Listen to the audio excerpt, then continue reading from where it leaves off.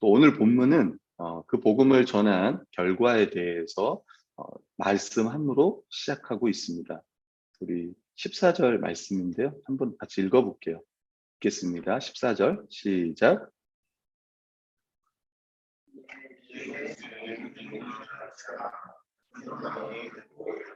세례 요한이 죽은 자 가운데 살아났도다. 그러므로 이런 능력이 그 속에서 일어나는가 하고 아멘. 제자들이 복음을 전하자 이에 예수의 이름이 드러났습니다. 예수님의 권세, 또 예수님의 가르침, 이게 드러났죠. 헤롯 왕까지 들었어요. 이런 걸 보면 오늘날에는 복음이 2000년 전만 해도 중세 시대까지만 해도 복음이 대세였어요. 쉽게 말하면 교회가 대세였어. 그러니까 사실은 교황의 권위가 어떤 왕의 권위보다 높았던 시대예요. 근데 이제 오늘날에는 이 복음이라든가 이것들이 다 어떤 사적인 영역으로, 공적인 영역이 아니라 다 사적인 영역으로 이렇게 뭐라고 해야 되죠? 이렇게 옮겨갔습니다.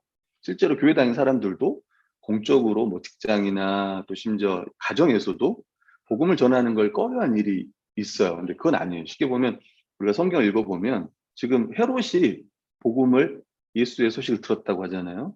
실제로 로마에도 보면 바울도 보면 로마까지 가서 복음을 전해. 그러니까 세상의 중심이라고 하는 당시에 그 로마에 가서도 복음을 전하는 거예요. 그러니까 다시 말하면 복음이 어디에 있냐면 중심에 있는 거예요.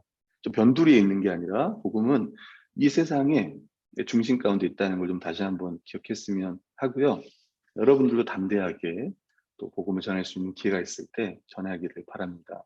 여러분, 헤롯 대왕의 아들이에요. 예수님이 태어났을 때 예수님을 죽이고자 했던 그 아버지의 아들이 헤롯입니다.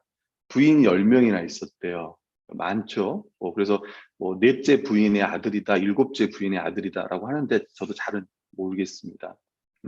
당시에 로마는요, 이스라엘을 그 분봉왕이라고 하잖아요. 우리 분봉왕. 테트라르케스라고 하는 분봉왕. 이걸 4개로 나누는 건데 실제로 보니까 3개 정도로 나눠서 북쪽, 그다음에 남쪽을 2개로 나누고 아니 1개로 나누고 북쪽을 양분하여 갈릴리를 이 안티파스가 다스리고요. 그다음에 한쪽을 누가 다스리냐면 빌립이 다스리는데 그 빌립은 여기 나오는 헤로디아 남편의 아내 그 빌립이 아니고 누구의 남편이냐면 춤췄던 여자 헤로디아의 딸 살로메의 남편인 거예요. 아무튼 이해가 안 돼도 그렇구나. 아무튼 그 생각하고 넘어가면 됩니다.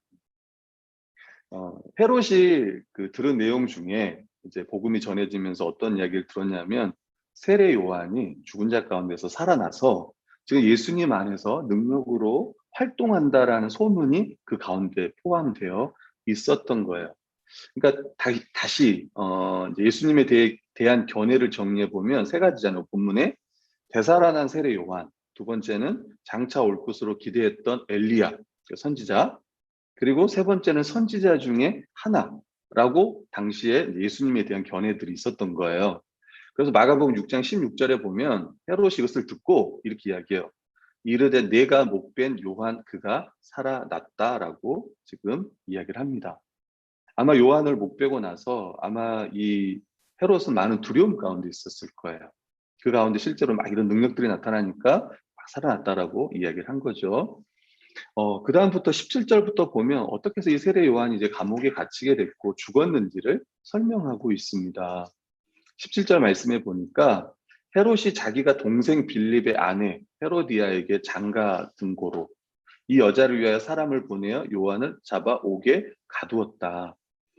헤롯은 자신의 조카이자 그 이복형의 딸이자 그다음에 제수라고도 하죠. 동생의 부인 이 헤로디아와 결혼을 했습니다. 그 요세푸스라고 그 유대 역사가 그 고대사를 보면 역사 연구가인데 당시에 이 고대사를 보면 그 헤로디아가 만일 그가 첫 아내와 이혼한다면 당신과 결혼하겠다고 약속을 했다고 역사에서 이야기를 하고 있습니다. 근데 이 행동은요 율법을 어긴 거예요. 만약에 형이 이제 자식이 없이 죽었어요. 그러면 형수랑 결혼을 할 수가 있어요. 그 유대법에서는. 근데 그럴 수가 없는 상황인 거죠. 왜냐하면 이혼을 하고 결혼을 하는 거니까.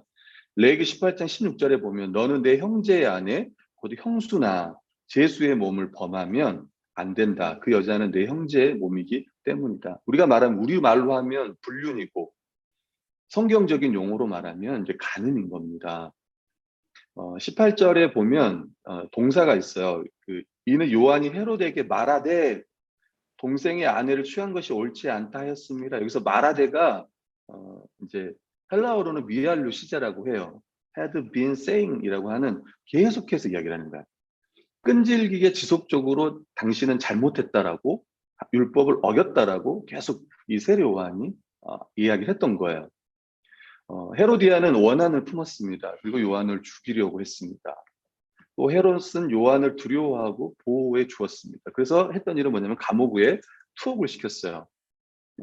감옥에 투옥한 이유가 오늘 성경에 보고 또 이렇게 복음서를 보면 세 가지 이유로 생각해 볼 수 있는데, 하나는 이 헤로디아로부터 이 요한을 보호하기 위해서, 또 하나는 세례 요한이 공개적으로 이제 비판했잖아요. 선지자이기 때문에. 그러니까 이스라엘의 선지자들 왕을 비판할 수 있어요.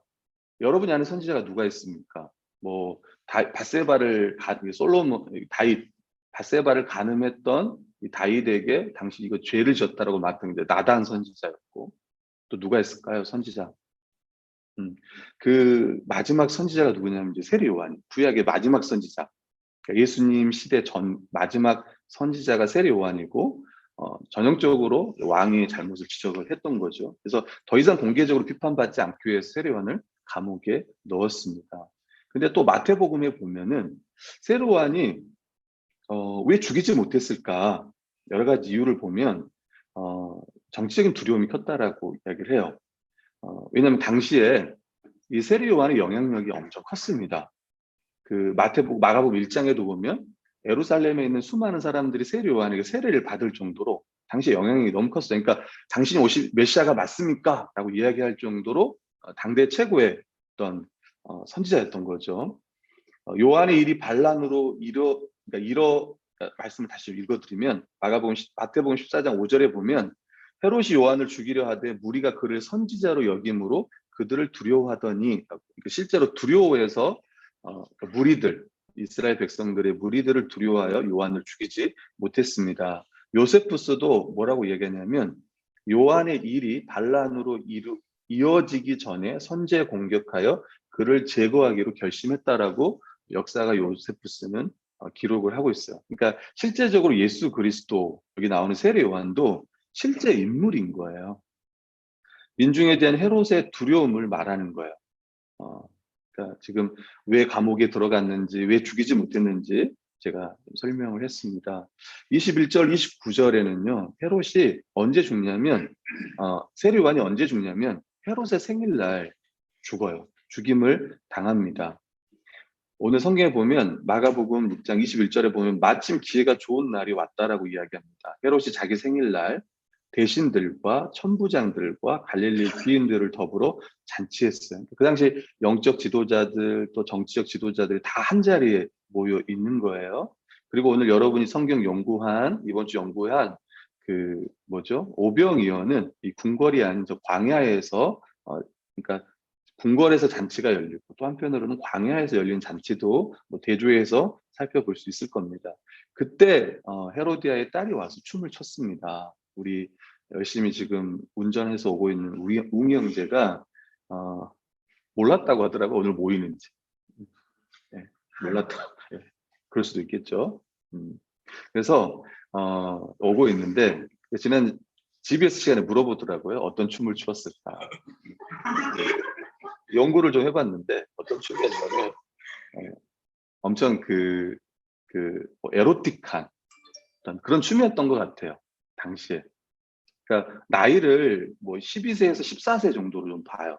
그러니까 어떻게 보면 아이돌이었던 것 같아요. 당시 아이돌, 최고의 아이돌, 원조 아이돌이었던 것 같습니다. 그래서 춤을 잘 췄죠. 그러니까 그때 이 헤롯이 그걸 보고, 그러니까 거기 모였던 수많은 사람들, 또 헤롯도 기뻤다고 이야기를 해요. 모두를 기쁘게 한 춤이었다라고 이야기해요. 그래서 뭐라고 이렇게 이야기했어요. 그 딸에게, 살로메에게 내 소원을 말해봐. 이렇게 말했습니다. 그때 참 이제 그 소원이 뭐였냐면 사실 지금 우리가 웃지만 그 소원은 사실 웃을 수 없는 소원이었던 거죠. 엄마에게 물었어요. 엄마, 왕이 소원을 말하라고 했는데 어떻게 소원을 말할까요? 라고 하니까 세례 요한의 목을 베어서 나에게 갖다 달라고 이야기를 합니다. 그리고 그것을 실제로 이제 왕에게 이야기를 해요. 이미 왕은 거기 모여 있는 모든 사람들에게 이야기한 거예요. 네가 원하면 내가 나라 절반을 더 주겠다. 맹세했기 때문에 이 사람들이 또 계속 지켜보고 있기 때문에 그의 어떤 위신이라든가 지위 때문에 번복할 수가 없었습니다. 실제로 사람을 보내어 소반에 요한의 목을 베어서 그 위에 얹어서 갖다 주게 된 거예요. 음, 그리고 오늘 성경은 어찌 보면 이제 거의 끝이 이렇게 납니다. 세례 요한의 죽음이 왜 본문에 등장할까라고 생각할 때 우리가 생각해 볼 수 있는 것은 예수 그리스도의 죽음을 우리가 예표한다라고 좀 생각할 수 있을 것 같습니다. 세례 요한의 죽음과 예수 그리스도의 죽음이 비슷하기도 해요. 뭐냐면 이 요한이 죽는 그 결정을 어찌 보면 어떤 헤롯이 그렇게 막 주도적으로 죽이려고 했던 것보다는 주변의 압력에 의해서 죽었다는 겁니다. 예수님을 처형했던 이 총독 빌라도도 마찬가지예요. 원래는 빌라도가 7번이나 예수님은 죄가 없다, 죄가 없다, 죄가 없다고 이야기를 해요. 그때 백성들이 뭐라고 하냐면 아니다, 죽여라라고 이야기해요. 십자가에 못 박으소서. 당신이 십자가에 못 박지 않으면 당신은 가이사의 충신이 아닙니다라고 이야기를 해요. 그러니까 외부의 압력에 의해서 예수 그리스도를 실제로 십자가에 내어 죽게 하는 거예요. 그리고 오늘 본문 마지막 절에 보면요. 이 요한의 제자들이 와서 예수님을 장사를 치러요. 그리고 그렇죠? 요한의 제자들이 와서 이 세례 요한의 장사를 치릅니다. 마태복음에 보면 장사를 치르고 나서 이 요한의 제자들이 예수님께 가서 세례 요한의 죽음을 이야기를 합니다. 마찬가지예요. 예수님의 마가복음 15장도 마찬가지고 이 장례를 치르는 누가 치르죠? 15장에 보면 갑자기 요셉, 아리마디 요셉이 그 공회의원, 공회원 중에 70명의 공회원인데 사내들인 이 공의의원 중에 한 명이었던 이 아리마디 요셉이 예수님의 장례를 치릅니다. 그러니까 비슷한 장면들을 보여줘요. 그러면서 예수 그리스도의 죽음이 어떤 것인지를 보여주는 겁니다. 또 하나는 제자들의 좀 입장에 보면 마가복음은 크게 주제가 두 가지라고 했잖아요. 가장 큰 주제는 예수 그리스도가 누구인가. 또 하나는 예수 그리스도를 따르는 이 제자도에 대한 설명. 앞부분에 보면 예수님의 제자들이 복음을 전합니다. 그리고 실제로 뒷부분에 보면 30절에 보면 제자들이 와서 전도했던 걸 보고하는 장면이 나와요. 그러니까 샌드위치 구조인 거예요. 전도하고 전도 보고하고 그 중간에 이제 이 세례 요한의 죽음을 이야기를 하는 겁니다. 요한의 순교를 여기서 보여주고 있습니다. 다시 이야기하면 뭐예요? 이 선교는 순교를 제자도와 죽음을 좀 불가분의 관계로 엮고 있다는 거예요.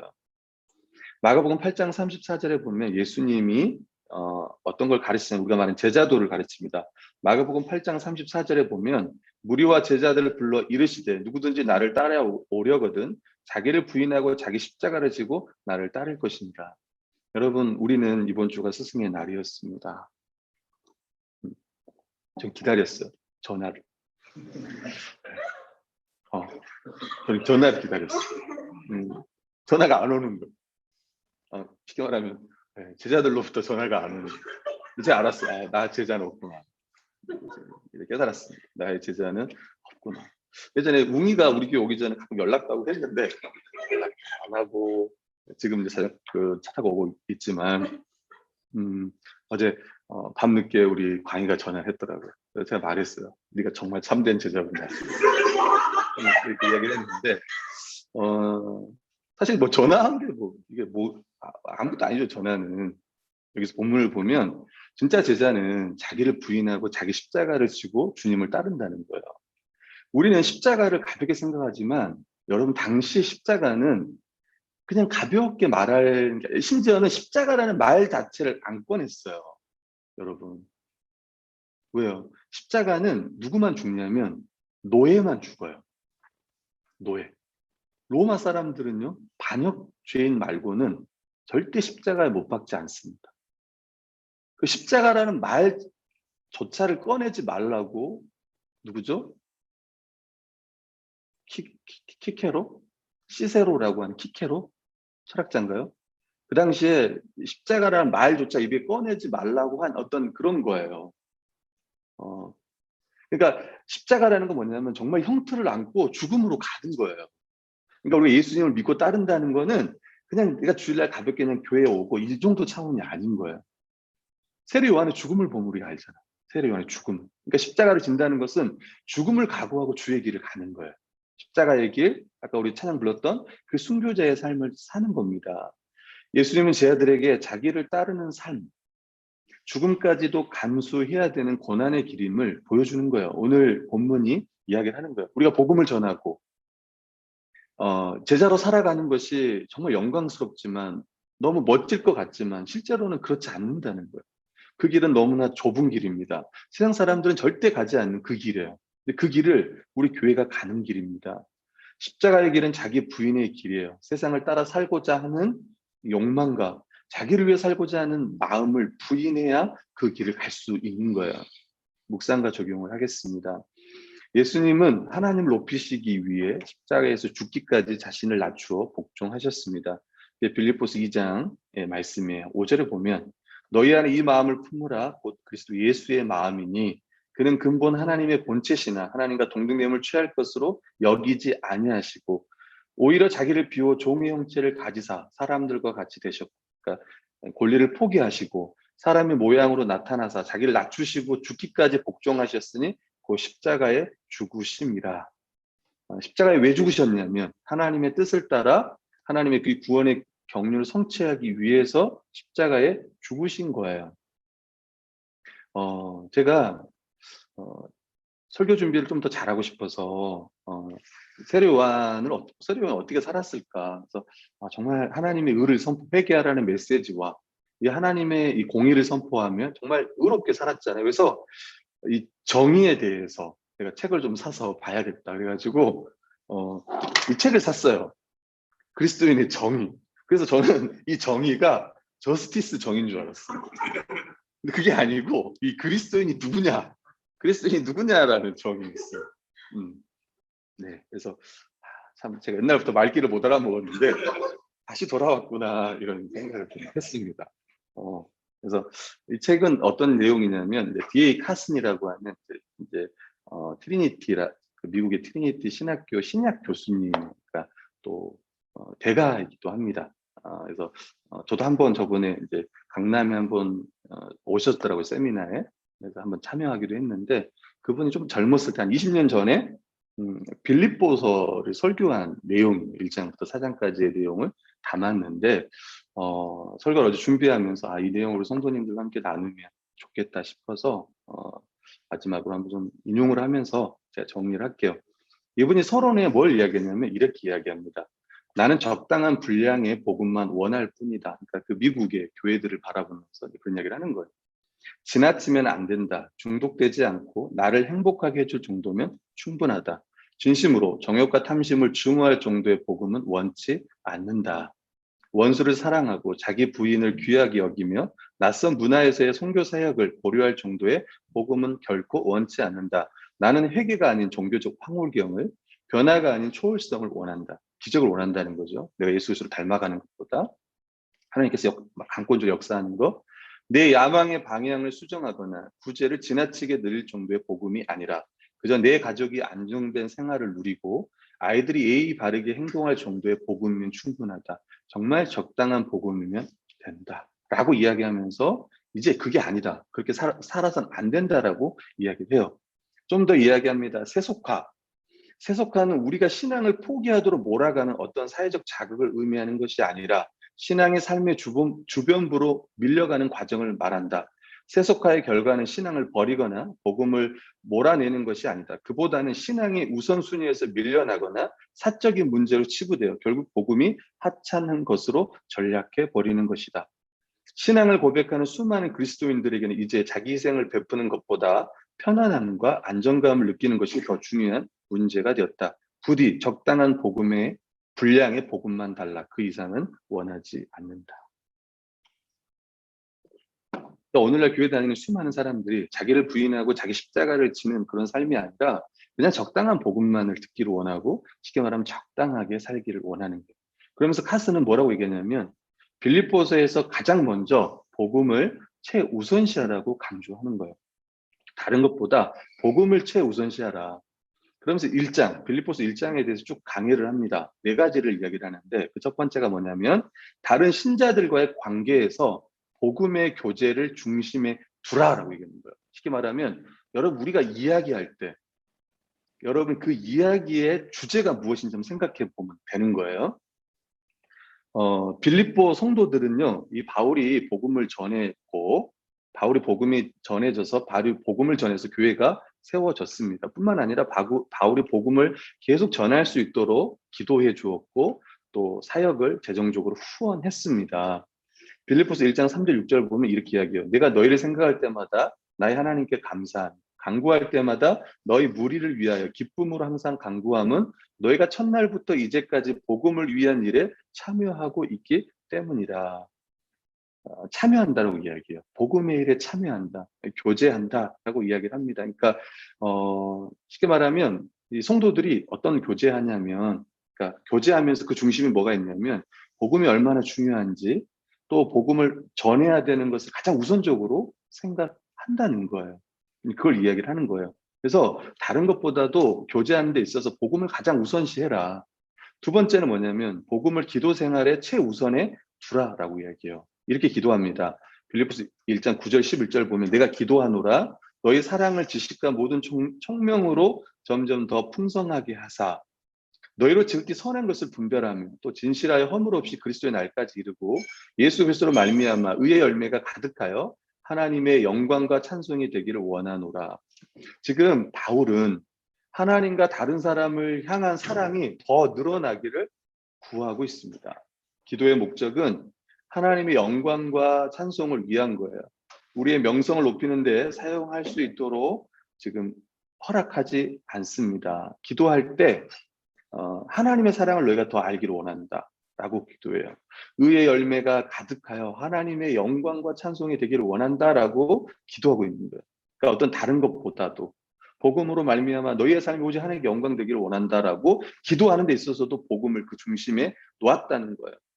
세 번째는요, 복음의 진보를 열망의 중심에 놓았습니다. 그게 1장 12절부터 17절까지의 내용이에요. 빌립보서 1장 12절 보면, 형제들아 내가 당한 일이 도리어, 감옥에, 지금 사도 바울은 감옥에서 이 빌립보서를 쓰고 있습니다. 복음 전파의 진전이 된 줄을 너희가 알기를 원하노라라고 이야기해요. 13절부터 18절까지 어떻게 복음의 진보가 있었는지 이야기합니다. 사도 바울이 감옥에 있잖아요. 로마 감옥에 있다 보니까 당시에 시대가 몇 명이었냐면 9천 명 정도 됐대요. 9천 명. 그 9천 명이 다 복음을 들었던 건 아니었겠지만 이제 바울에게 왔을 거 아니에요. 보초 쓴다 그러면 왔을 때 이 복음의 이야기예요. 당시에 로마 사람도 알아요.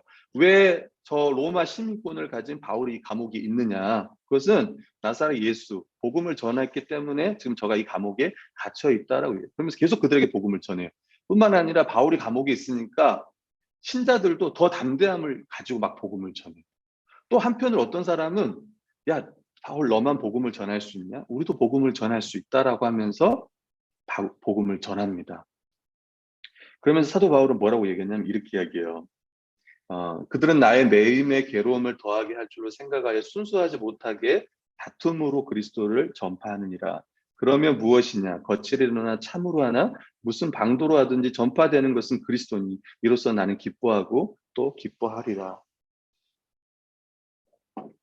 바울은 이 복음의 진보가 자신의 열망 가운데 있었습니다. 지금 감옥에 있어요.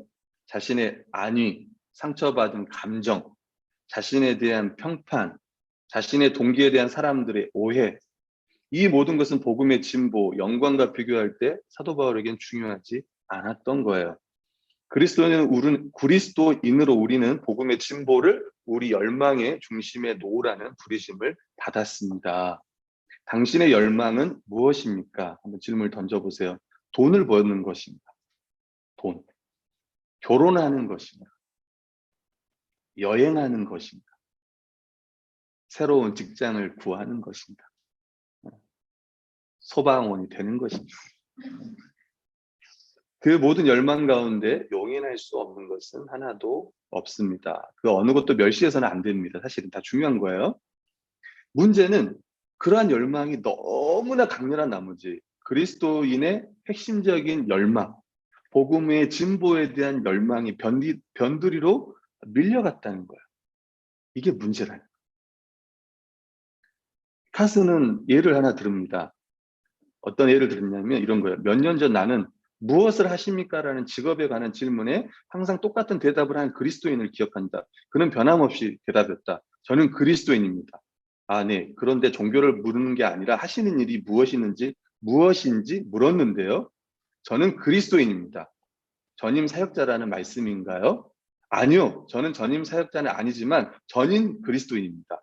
그러면 직업으로는 무슨 일을 하십니까? 아, 직업적으로요? 예, 저는 전임 그리스도인이지만 생활비를 벌기 위해 돼지고기를 포장하는 일을 합니다. 이렇게 이야기해요. 사실 모든 일은 다 귀해요. 우리 가운데 어떤 사람 컴퓨터를 다루는 일, 병원에서 일하는 일, 등등등. 어, 하나님께서 우리에게 허락하신 일이고 또 열심히 해야 될 거예요. 그럼에도 불구하고 복음을 자신의 열망의 마지막이 아닌 최우선에 두어야 한다는 거예요. 이 우선순위를 알지 못하면 이는 복음을 부인하는 세대에서 그리 멀지 않는 곳에 있음을 의미하는 겁니다. 제가 세 가지를 이야기했죠. 첫 번째는 뭐예요? 교제의 복음을 중심에 최우선으로 하라는 거. 두 번째는 뭐예요? 기도할 때 복음을. 세 번째 뭐예요? 복음의 진보에 대한 열망을 가지라는 거. 그 다음에 이제 마지막이 뭐냐면 자기를 부인하고 회신자들을 최우선시하라. 다시 얘기하면 교회를 최우선시하라. 빌립보서 1장 20절을 보면 이렇게 이야기해요. 나의 간절한 기대와 소망을 따라 아무 일에든지 부끄러워하지 아니하고 지금도 전과 같이 온전히 담대하여 살든지 죽든지 내 몸에서 그리스도가 존귀하게 되게 하려 함이니. 그러니까 다시 이야기하면 세리요한은 쉽게 말하면 한 AD 30년쯤 AD 30년쯤에 죽었어요. 사도 바울은 AD 60년쯤에 죽었어요. 65년이나 이때 죽었단 말이에요. 그러니까 세리 요한이 죽고 나서 실제로 세리 요한처럼 살았던 사람이 있습니다. 그게 이제 사도 바울인 거예요. 근데 바울이 뭐라고 하냐면 내가 살든지 죽든지 내 몸에서 그리스도가 존귀하게 되게 하려 함이라고 이야기를 하는 거예요. 그래서 뭐라고 하냐면 이렇게 이야기해요.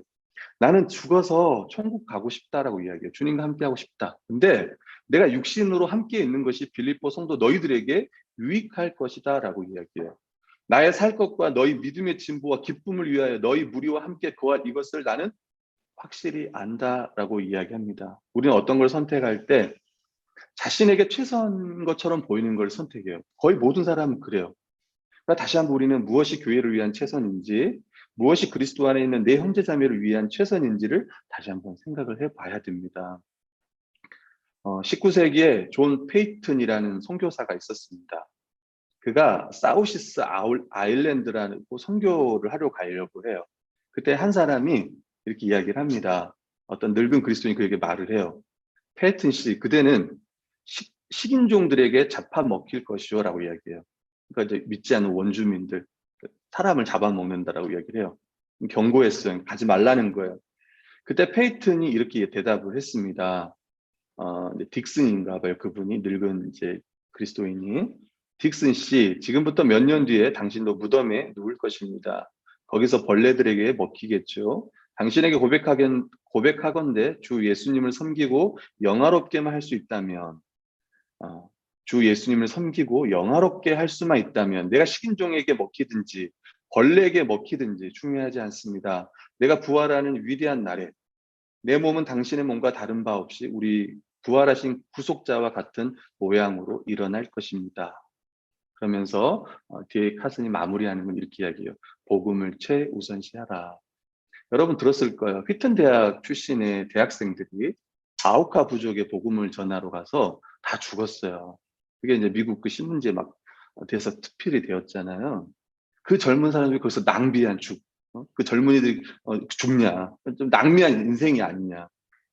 그때 짐 엘리엇인 거야. 그 사람이 일기장에다 그렇게 썼어. 뭐라고 썼냐면 죽기 전에 뭐라고 썼냐면 한 번밖에 없는 인생. 그냥 지나가 버리지만 주를 위해 한 일은 영원히 남는다라고 글을 썼어요. 그리고 실제로 그 영화도 있잖아요. 그 영화 뭐지? 창끝이라는 영화 거기 보면 나와요.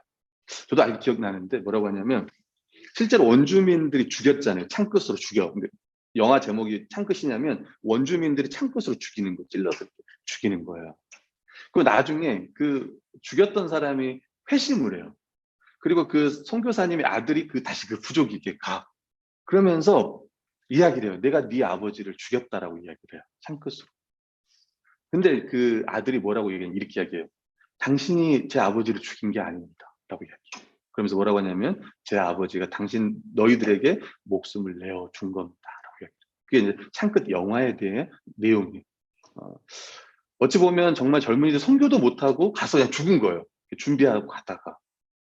근데 그들의 죽음은 정말 어찌 보면 아무것도 없잖아요. 그래도 그렇게 얘기하지 않는 거예요. 오직 한 번밖에 없는 인생. 여러분 우리 인생이 한 번밖에 없어요. 2번 살면 좋겠지만 딱 한 번밖에 살 수 없습니다. 결혼도 한 번이에요, 여러분. 잘하세요. 뭐 부인이 먼저 죽거나 남편이 먼저 죽거나 할 수 있지만 여러분 한 번밖에 없어요. 결혼도 잘 하시고 인생도 정말 잘 사시기를 바라요. 근데 그 인생이 주를 위해 산 인생은 영원하다는 거예요. 다시 세례 요한으로 좀 돌아와서 여러분 세례 요한의 이야기는 어디에 많이 나오냐면 요한복음에 많이 나와요. 요한복음 1장 6절에 보면 하나님께로 보내심을 받은 사람이 있으니 그 이름은 요한이다라고 이야기를 합니다. 그러면서 요한의 별명이 뭐냐면 이거예요. 광야에 외치는 자의 소리예요. 광야에 외치는 자의 소리. 다시 이야기하면 나는 선지자 이사야의 말과 같이 주의 길을 곱게 하라고 광야에서 외치는 자의 소리로라 하니라. 요한복음 3장 22절 30절 보면요. 이제 예수님도 실제로 세례를 베풉니다. 제자들과 유대 땅으로 가서 거기 함께 유하시며 세례를 베풀더라. 요한도 세례를 베풀어요. 근데 사람들이 이제 예수님께 가서 세례를 많이 베풀어요. 그때 요한이 감옥에 들어가기 전이었습니다.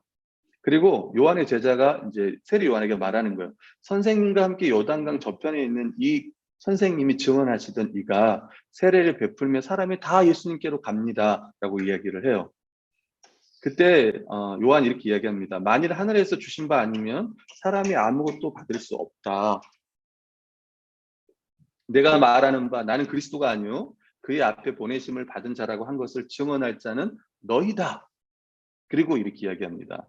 신부를 취하는 자는 신랑이나 서서 신랑의 음성을 듣는 친구가 크게 기뻐하나니 나는 이러한 기쁨으로 충만하노라. 어떤가요, 여러분? 결혼식장 가면 어떤가요? 기쁘지 않습니까? 친구가 결혼하면 기쁘지 않아요? 마찬가지로 세례 요한은 그렇게 이야기합니다. 그리고 이렇게 이야기해요. 그는 흥하여야 하겠고 나는 쇠하여야 하리라. 이게 세례 요한의 신앙 고백이었습니다. 그는 흥하여야겠고 나는 쇠하여야 하리라. 여러분 교회는 주님으로부터 세상으로 보냄을 받았습니다. 화려한 궁전이 아니라 배척과 악한 들짐승이 넘쳐나는 이 광야, 고난이 기다리는 그 광야에서 하나님 나라의 복음과 예수 그리스도의 십자가를 외치는 자의 소리가 바로 교회라는 거예요. 마찬가지로 그는 우리 주 예수 그리스도는 흥하여야 하겠고 나는 쇠하여야 하리라는 고백이 우리의 고백이 되어야 될 거예요. 오늘 성경의 말씀에 보면 첫 번째 시작 14절에 보면 이에 예수의 이름이 드러났다라고 성경은 기록하고 있습니다. 제자들이 복음을 전했고 세례 요한이 그 전에 그러한 삶을 살았고 주에게로 예비하며 회개의 메시지를 전하며 그러한 삶을 살았어요. 마찬가지로 이제 우리도 그러한 삶을 살아야 돼요.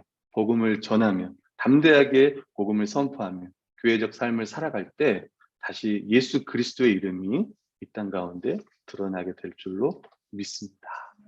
아멘.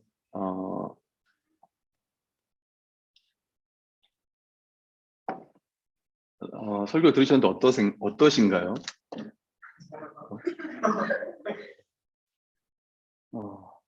오늘 우리가 맛있는 밥을 먹을 텐데 수박도 먹을 거고 또 케이크도 먹을 겁니다. 가져왔다고 하더라고요. 또 하람이가 케이크를 많이 받아서 가져왔다고. 어찌 보면 잔칫날이죠. 잔칫날인데 제가 이 설교를 지난주 이렇게 준비하면서 딱 그저 하람이 자리에 앉았어요. 하람이 자리에 이렇게 앉아서 저도 설교를 준비하면서 또 다른 목사님이 이렇게 설교를 들어요. 그래서 설교를 듣고 있는데 막 눈물이 많이 나더라고요. 어, 무슨 이야기냐면 이런 거예요. 오늘 설교 말씀처럼 정말 우리가 십자가의 길을 가고 결국은 이제 우리가 주의 길을 따라가는 제자들인데 정말 내 안에 그런 마음이 있는지, 아니면 나도 어느 순간 그냥 적당한 복음에 그냥 멈춰져 있고, 예전에 내 십자가의 길을 걸어갔는데 지금 딱 멈춰져서 걸어가고 있지 않고, 자기를 부인하고 자기 십자가의 길을 걸어가야 되는데 그렇지 않고, 복음이 내 삶에 가장 우선시 되는데 어느 순간부터는 복음이 완전히 내 변두리에 밀려서 설교를 들어도 찬양을 불러도 내 마음에 아무 감동도 없고 감격도 없고. 여러분, 누가 십자가의 길을 걸어갈 수 있겠습니까? 한번 생각해 보시면 누가 할 수 있겠어요? 이런 거예요. 머리로는 우리가 알잖아요. 예수님 믿으면 그 길을 걸어가는 거 알아요. 근데 세례 요한의 삶을 보고 또 바울의 삶을 보면 또 종교 개혁가들의 삶을 보면 그들이 그 길을 걸어갈 수 있었던 건 어떤 거냐면 진짜 예수님을 사랑했기 때문에 가는 거예요. 그 길을. 우리가 예수님을 사랑한 게 아니고 그분이 먼저 우리를 사랑하셨죠. 하나님께서 우리를 먼저 사랑하시고 예수 그리스도를 보내신 거예요. 그리고 그 길을 따라가게 하신 거예요. 그 찬양을 부르면서 많이 울었어요. 주님 다시 오실 때까지 그 길을 걸어가리라. 그러면서 내 사모하는 주님, 영광의 왕이시라. 사도 바울도 세례 요한도 예수님을 기뻐했던 거예요. 그는 정말 흥하여 갖고 나는 쇠해야 된다. 오늘 수많은 스승이 있고 수많은 제자들이 있습니다. 우리가 예수 그리스도의 제자인 거예요. 우리가 끝까지 예수님을 따를 수 있는 건 다른 게 아니에요. 내 마음에 정말 주를 향한 사랑이 있어야 돼. 그자 끝까지 그 길을 걸어가야죠. 끝까지. 때로는 넘어지기도 할 거예요. 때로. 다시 한번. 예수 그리스도, 그분을 기뻐하며 사도 바울처럼 나는 기뻐하고 기뻐한다. 예수 그리스도의 이름이 전파되는 것, 나는 복음이 전파되는 걸 나는 기뻐하고 기뻐한다. 세례 요한의 고백처럼 예수 그리스도는 흥하여였군, 나는 쇠하여. 아무도 나를 알아주지 않더라도, 아무도. 스승의 날이어도 아무도 연락하지 않더라도. 한 명 연락 왔어요. 사실은 2명이 연락이 왔어요. 사실 그게 보충이에요. 그게. 그렇죠. 오해하지 않기를 바랬어요. 목사님, 내년에 연락해야겠다. 뭐 이런 게 아니고 정말 우리가 함께 주의 길을 가는 자로서 누가 알아주지 않더라도 언젠가는 이 중에 좀 누군가는 지금 또 스승이잖아요. 부모는 아이들의 스승일 거고 또 대학에서는 선배일 것이고 직장에서도 상사하며 우리 모두가 어찌 보면 스승이 될 거란 말이에요. 스승이 미칠 거야. 누가 알아주나 알아주지 않다. 우리 주님이 알아주시기 때문에 그걸 믿고 감사하며 그 길을 함께 걸어갔으면 합니다. 끝까지 찬양하는 그런 저희들이 되기를 소망합니다.